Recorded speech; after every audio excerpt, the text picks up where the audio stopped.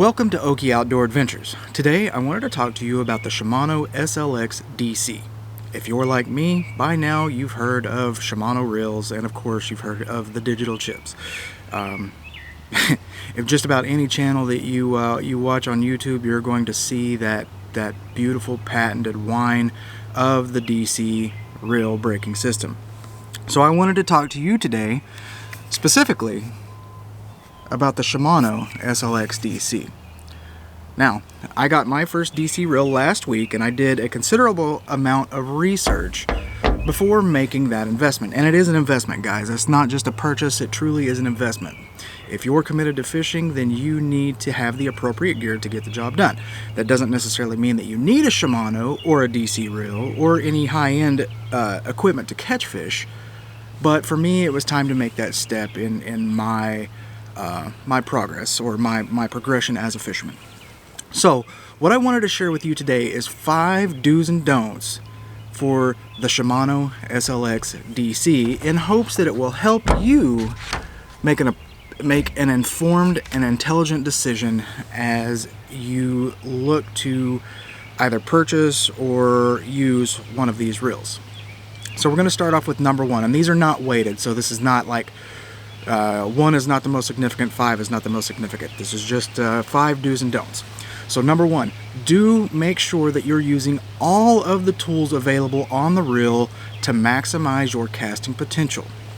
Now, during the course of my research, I saw several instances where fishermen were using different dial settings, different settings here on the DC brake system, right?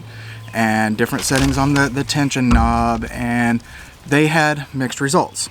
Shimano tells you in the user guide that there are 4 specific settings based off of your conditions, right? Number 4 is for extremely windy conditions or beginners. So somebody that's just picking up a DC reel for the first time would want to start out on setting number 4 until they're comfortable with how the reel casts.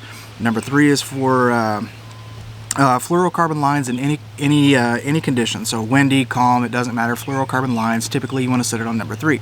Number 2 is for braided lines, and braided and monofilament in any condition. So if you're throwing top water and you've got braid tied on, put it on number 2, adjust your tension knob, start your cast. Number 1 is for maximum casting distance in calm conditions. I want to emphasize in calm conditions. Okay, so that's the do. The do not is don't try and set the braking system to the wrong setting and expect to have positive results with every cast, guys. If you're throwing mono, really light mono, and you're setting it on option number 1 and it's windy and you backlash, that's no fault of the reel. You didn't adjust the braking system to maximize the DC braking potential. To that end, you still have to dial it. If you've thrown a bait caster at any point in your life, you understand that you have to use the tension knob as well. Don't turn it all the way down and have a free spool and cast and backlash and get frustrated with the reel. Dial it down, guys. Make a cast. Gather data. Make an adjustment. Make a cast. Gather data. Make an adjustment. You will get it dialed to where you like it, hopefully, and it performs very well. Number 2, do make sure that you're spooling the reel to the appropriate capacity. Shimano recommends that you spool up to 95% or have at least 95% of the spool filled at all time with whatever line that you're casting.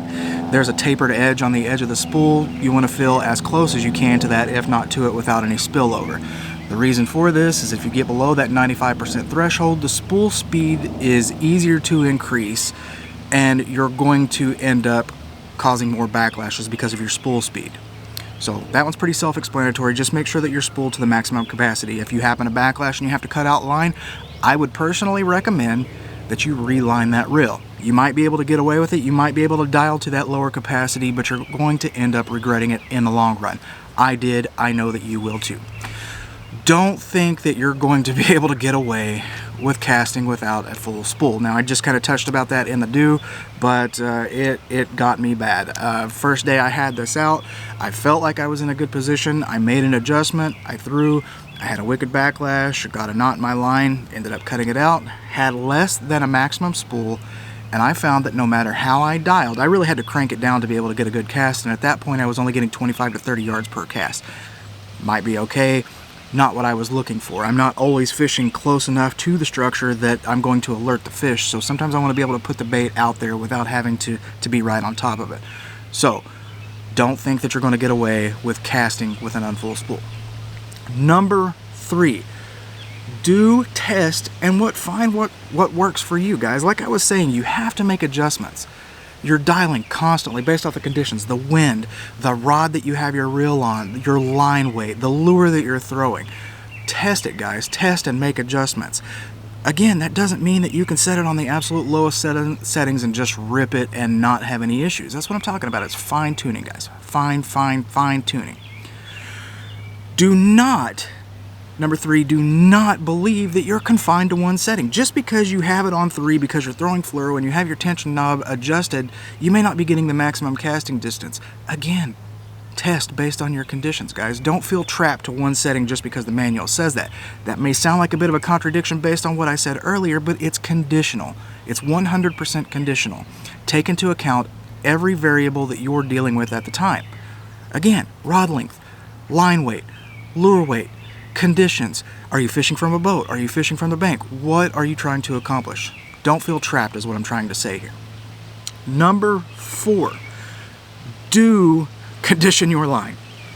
I threw 15-pound fluorocarbon on this reel, took it out to the lake, and just assumed that everything was going to be great. Now, I understand line condition and how some lines will have different memory than others. Mono is terrible for that. Whether you're casting just to get the line wet and get a good shape of the spool, or you're using a line conditioner the day before and letting that soak into the spool, condition your line before you make judgment that you are or are not getting the maximum cast from your reel or your line. That one's a little tricky because for me, I'm impatient, guys. I wanted to spool it up and I wanted to just go out, rip it, start catching fish and have a good time. Well, I saw some of that unconditioned line issues when I was casting, which I think helped contribute to the issue that I had where I had to cut the line out. So I guess to that end, do not expect to just freshly spool the reel and go out and grip and rip and just tear it up, guys. That one's pretty self-explanatory to me. Number 5, do research, test, trial and error. There's resources all over the internet for you guys to look at. Go to the Shimano website and you can download the manual for the reel prior to purchasing it. For me, I got the 7.2 whoa, my goodness, it's windy out here. Matte black with the blue accents. They're all going to look like that, right? It's the DC model, or the Shimano SLX model. But I read the guides, I read reviews, I watched videos, and ultimately it allowed me to make an informed decision. I could have gone with a Corrado, I could have gone with a Metanium. I'm not even sure I'm pronouncing that right. I could have gone with another reel, but I felt like the SLX at the price point and based off of the reviews that I read, it performed well enough to justify my expense. Number 5, this is the final do not. Don't exclusively take my word for this, guys. Again, explore, read, watch reviews, talk to your buddies, ask the guy at the local bait shop what they think about it, what their experiences, and above all else, make sure that you're educating before you make that giant leap and invest another $200 into your gear. If you're a higher end fisherman, $200 is a drop in the bucket probably, right? If you're throwing some of the Japanese reels, or you're throwing the Corrados, the Metaniums, I can't even get into all of them. There's so many different higher end reels. This video probably isn't for you. But if you're just getting into fishing, you're an intermediate fisherman and you're looking to take it to the next step, I absolutely 100% recommend the Shimano SLX DC, especially at the price point and the performance that I'm seeing. So, if you have any thoughts, comments, or questions, be sure and drop that in the comments below, and I'll do my best to respond to each and every one of you. If you made it to this point in the video, I absolutely appreciate the support. You guys don't know how much that means to me. Make sure you hit the thumbs up button if you enjoyed the video, leave a comment, consider subscribing, and we'll catch you next time on the water.